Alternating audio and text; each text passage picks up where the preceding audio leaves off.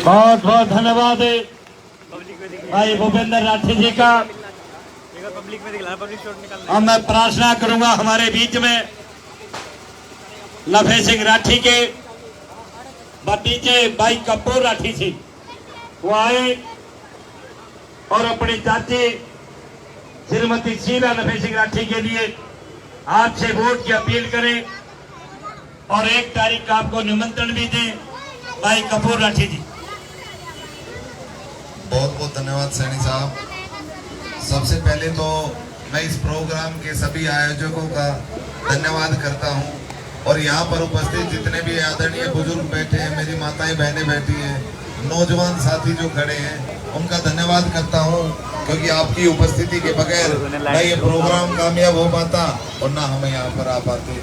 इसलिए मैं आपसे निवेदन करता हूँ, आपके बीच में केवल दो मिनट का समय लूंगा। मेरे सम्मानित मंच को नमन करते हुए प्रोग्राम की शुरुआत करता हूँ।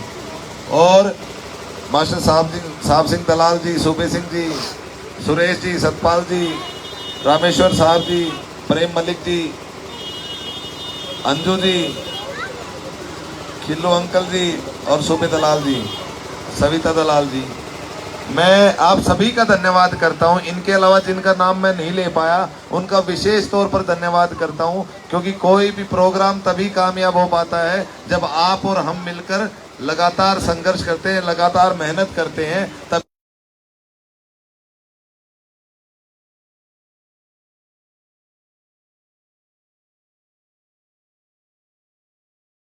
मैं पहली समस्या की बात करूं तो वो सबसे बड़ी समस्या आज के दिन पानी की है और मैं यहाँ खड़ा होके देख सकता हूँ किस तरह का पानी ये लोग सप्लाई करते हैं और ये पानी हम पीते भी हैं और ये पानी भी अगर सप्लाई कर दे तो भी थोड़ा लगे कि ठीक है, लेकिन सीवर जब मिलके पानी सप्लाई करे तो 15 मिनट 20 मिनट वो पानी नालियों में गिराना पड़ता है। ऐसा पानी आपके यहाँ सप्लाई होता होगा जरूर।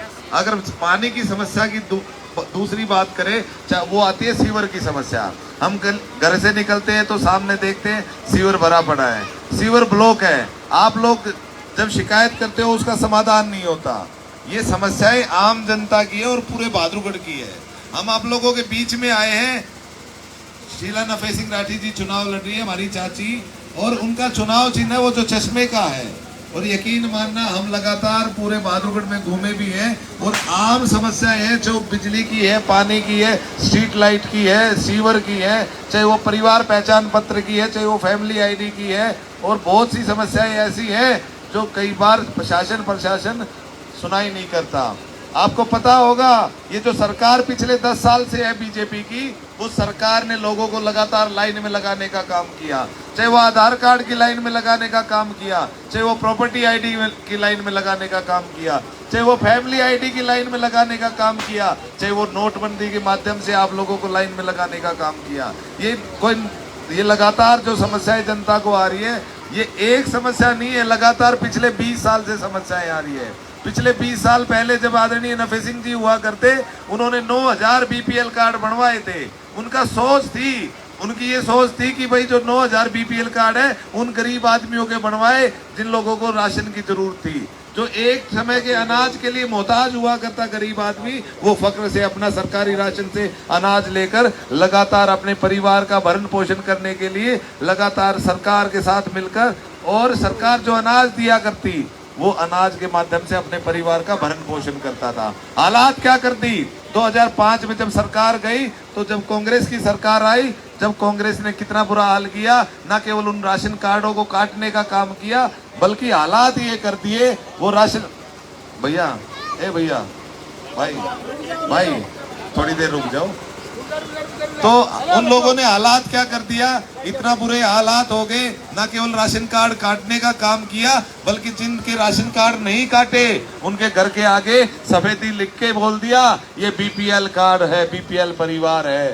हालात ये होगी, रिश्ते आने बंद हो गए, क्योंकि रिश्ते आते वो बीपीएल कार्ड की सफेदी देख के वापस चले जाते। हालात कांग्रेस ने ये कर दी थी। और कोई एक चीज नहीं है, मेरी माताएं बहनें बैठी, आप सभी से छुपी हुई नहीं है कोई चीजें। आज के दिन हालात देखो, अगर पार्क किसी ने बनवाए तो सबसे ज्यादा नफे सिंह राठी जी ने बनवाए। अगर रोजगार किसी ने दिया तो आदरणीय नफे सिंह राठी जी ने देने का काम किया। रोजगार की बात कहे तो 800 सरकारी बच्चों को नौकरी देने का काम किया। और 800 नौकरी जब सरकारी दी, उनको महसूस हुआ कि नौकरी अगर सरकारी नहीं मिल पाए तो उसकी प्राइवेट नौकरी लगवाने का काम किया। और 1 लाख नौकरियों के लिए आप देखा होगा सेक्टर 16 और 17 कभी गए होंगे, फैक्ट्रियां देखी होंगी आपने। एशिया का सबसे बड़ा फुटवियर पार्क किसने देने का काम किया? वो नफे सिंह जी की सोच का परिणाम है। सेक्टर 16 और 17 में जो एशिया का सबसे बड़ा फुटवियर पार्क है वो आदरणीय नफे सिंह राठी जी ने देने का काम किया। उनमें उनकी सोच थी मेरे बहादुरगढ़ का युवा बेरोजगार ना हो। उनकी सोच थी हमारे लोग किसी के मोहताज ना हो, अपनी मेहनत से कमाए और अपने परिवार का भरण पोषण करे। मैं आपके बीच में इसलिए आया हूँ क्योंकि आजकल देखिए बुरा हालात हो रखे हैं। लगातार सरकार लोगों को परेशान करती है और परेशानी का सबसे बड़ा सबूत आपकी गली के बाहर जाके देखा जा सकता है। वो रोड कितने महीने हो गए ये बेशरम लोग ना वो रोड बनाते ना जनता का काम करते।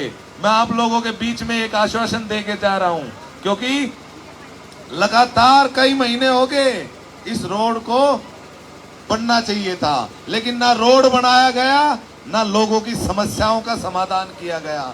जबकि आपने आपको सबसे बड़े लीडर बहादुरगढ़ के जो कहते हैं, अपने आप को कहते हैं कि हम भला पोस्ट है हमारे पास, बहुत से 2-2, 3-3 लीडर इस रोड पर रहते हैं और वो दोनों पार्टियों के हैं जो पिछले 20 साल से सत्ता में है। चाहे वो 10 साल से बीजेपी ने राज किया, चाहे उससे पहले 10 साल कांग्रेस ने राज किया।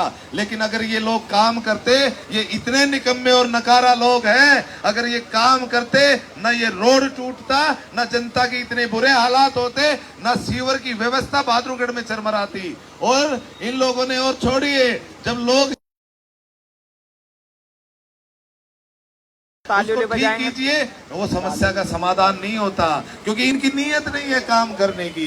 इनकी नीयत है सिर्फ इस बहादुरगढ़ को लूटने की। आपके बीच में सभी तरह के लोग आएंगे वोट मांगने के लिए क्योंकि लोकतंत्र का पर्व है और ये चुनाव है। और चुनाव में जब लोकतंत्र के पर्व में जब सभी आपके बीच में वोट मांगने के लिए आए, मेरी आपसे एक निवेदन है, एक दरख्वास्त है मेरी माताओं बहनों से, उनसे पूछना पिछले 10 साल बीजेपी रही और उससे पहले 10 साल कांग्रेस रही, तुम लोगों ने क्या किया?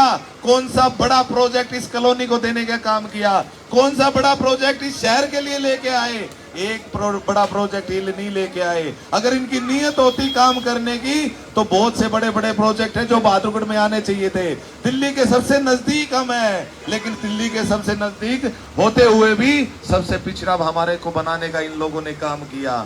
एक टाइम याद कीजिए, लगातार नफे सिंह राठी जी की सोच थी मेरे बहादुरगढ़ में रहने वाले लोग स्वस्थ रहे और इसलिए उन्होंने न केवल ताऊ देवीलाल पार्क की स्थापना की, न केवल भगत सिंह पार्क की स्थापना की, न केवल सेक्टर के कई पार्कों की स्थापना की, बल्कि उसके अलावा भी सैकड़ों सेक्टरों में पार्क बनवाए। और बहादुरगढ़ का सबसे बड़ा पार्क अगर मैं कहूं तो स्वामी दयानंद पार्क जो बना आपके बाईपास पे आपने देखा होगा, वो उन्हीं की सोच का परिणाम है। ये सोच थी उनकी कि बहादुरगढ़ के लोग लगातार तरक्की करें, बहादुरगढ़ के लोगों को तकलीफ ना हो, इसलिए वो लोगों के बीच में रहते थे। और हमें दुख इस बात का है आज 7